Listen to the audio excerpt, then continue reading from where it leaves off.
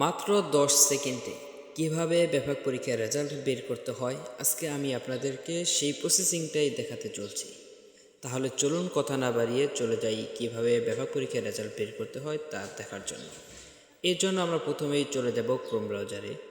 এখানে সার্চ বারে গিয়ে লিখব www. এই যে দেখেন উপরে ওয়েবসাইটে চলে আসছে www.wefacresult.org অর্থাৎ অরিজিনাল রেজাল্ট। তো আমরা এখানে ক্লিক করব, এই ওয়েবসাইটের মধ্যে ক্লিক করব। তারপরে এখানে যে একটি ওয়েবসাইট দেখতে পাচ্ছেন বেফাকুল মাদারিস আরবিয়া বাংলাদেশ, আমরা এই ওয়েবসাইটের মধ্যে ক্লিক করব। তারপরে আপনাদের সম্মুখে এরকম একটি ইন্টারফেস শো করবে।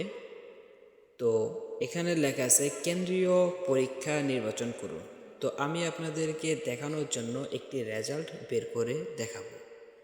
তো এর জন্য আমি আপনাদেরকে 1445 হিজরি অর্থাৎ 2024 খ্রিস্টাব্দ এই সালের রেজাল্টটা বের করে দেখাবো।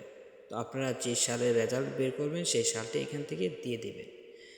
দ্বিতীয়ত আরেকটি অপশন রয়েছে মারহালা নির্বাচন করুন। তো যে মারহালা সেই মারহালা দিবেন। আমি আপনাদেরকে দেখাবো সানাভিয়া উলিয়া রেজাল্ট, এই জন্য আমি সানাভিয়া উলিয়া ক্লিক করে দিলাম। তৃতীয়ত আরেকটি বিষয় হচ্ছে রোল নম্বর ইংরেজিতে লিখুন।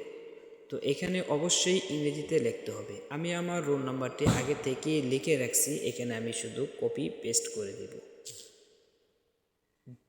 চতুর্থ আরেকটি জিনিস হচ্ছে রেজি নম্বর, অর্থাৎ এখানে যে একটা রেজিস্ট্রেশন নাম্বার আছে আমরা সেই নাম্বারটি দিয়ে দেব। তো এখানে আমি রেজিস্ট্রেশন নাম্বারটি দিয়ে দিচ্ছি, আমার নাম্বারটি হচ্ছে 107। তারপরে এখানে নিচে রয়েছে অনুসন্ধান করুন। এখন আমরা যদি অনুসন্ধানে ক্লিক করি তাহলে আমাদের কাঙ্ক্ষিত রেজাল্টটি চলে আসবে। এই যে দেখতে পাচ্ছেন আপনাদের কাঙ্ক্ষিত রেজাল্টটি চলে আসছে। এখানে ছাত্র তথ্য, ছাত্রর জন্ম সাল, বয়স, মার্কাস, রেজিস্ট্রেশন নাম্বার ইত্যাদি সব চলে আসছে। এখানে আছে ফলাফল সারসংক্ষেপ। তৃতীয়ত রয়েছে বিস্তারিত নাম্বার, কে কত বিষয় হয়েছে। তো আজকের রেজাল্ট দেখানোর সিস্টেমটা যদি আপনাদের ভালো লেগে থাকে তাহলে অবশ্যই আমার চ্যানেলটাকে সাবস্ক্রাইব করে দেবেন।